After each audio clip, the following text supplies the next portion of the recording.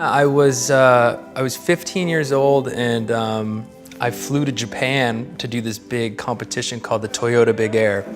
And I remember getting there. I'm pretty sure the way it worked out is like the specific invited riders got a little bit of money to show up, and then obviously there's great prize money, and you had maybe 3 or 4 days of practice. And I was 15, so my mom's there, and I was paying out of my own travel to like get the flights, to get the food, to get the hotel, and all these things.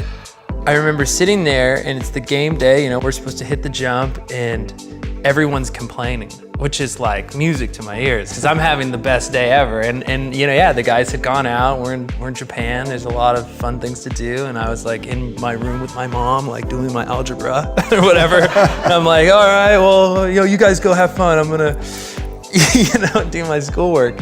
And so anyways, long story short, they all got together and were like, we're gonna split the prize money for the competition. And I'm sitting there thinking, wow, like doing the quick math, I'm like, this doesn't even cover the flights out once you split it up among all the riders and whatnot. And I said no.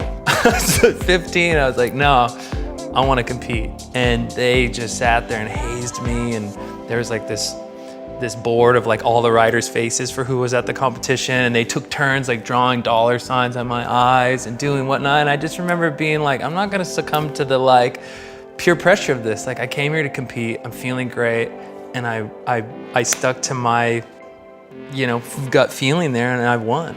I won $50,000 in a car. But yeah, it was a time where I just kind of like stuck to it, and that was a big win for me. And that was kind of the first realization that I didn't have to follow the pack. I didn't have to do what everyone else said because it's what they want or what they should do or what is you're supposed to do. I just kind of felt like, you know what, this is a point where I should make a stand. I should really be me and own it, and I did, and I won. It was pretty wild. So that's amazing. Me, yeah. The reason I really wanted you to share that story is, in no uncertain terms, when I was 15, I would have crumbled. I'd have been like, I would have so wanted them to like me that even if I had said no at first, about the time they start drawing the dollar signs on my eyes, like what gave you, was it having won in the past? Was it fights with your brother? Like, what gave you the ability to go, I idolize these guys. They're now really being mean. Yeah. And so how did you stay the course at that point? I don't know. I remember it being harsh, and they were lighthearted and joking in a way, but I know that deep down they were like pretty pissed. I was the only one like, no, we're gonna ride. So I just remember thinking like, this could be my chance to win, and I'm not gonna let these guys take that from me.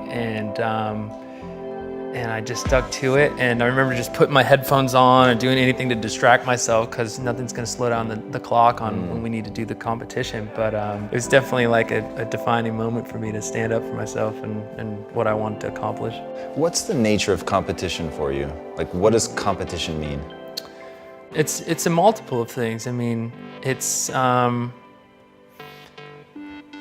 chance to, I guess, go out and show, you know, the hard work that's been put in, and to kind of display it for everyone. Your chance to show off in a way, and in another way, it's a chance to access some deep part of yourself that is going to do something you never thought you could do or would want to do. You know, and I have trouble now that I'm gotten a little bit older. I've just turned 30,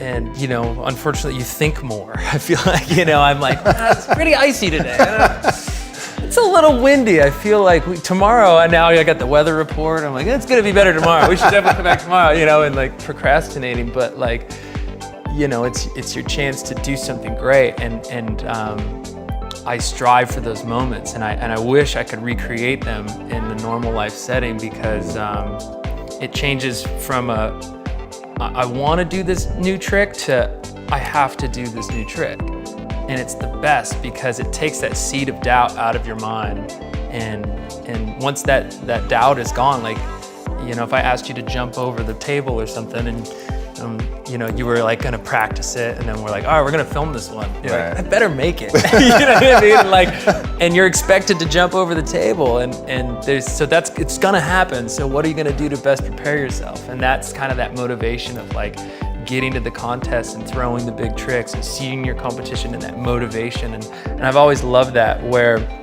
interesting enough, the dynamic in my family was my brother, extremely talented guy, amazing on a snowboard, could do any trick you could think of, but you put a camera on him or you put him in a contest scenario, he couldn't do it. He just, like, the pressure and the kind of awkwardness of like, all right, go, sort of thing. And I remember I was slightly the opposite, where I would do all right in practice, and then they're like, all right, it's contest time, and I would do better.